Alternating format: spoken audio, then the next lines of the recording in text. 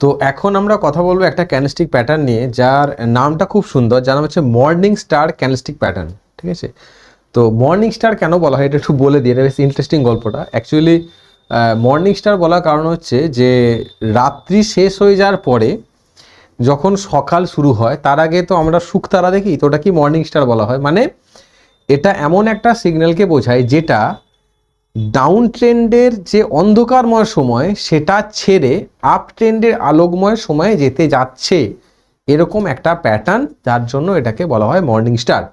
তো morning star এটা মাথায় আসলেই এটা সবার আগে যেটা আমাদেরকে মাথায় নিয়ে আসতে হবে সেটা হচ্ছে যে ডাউন ট্রেন্ডের নিচে এটা তৈরি হবে।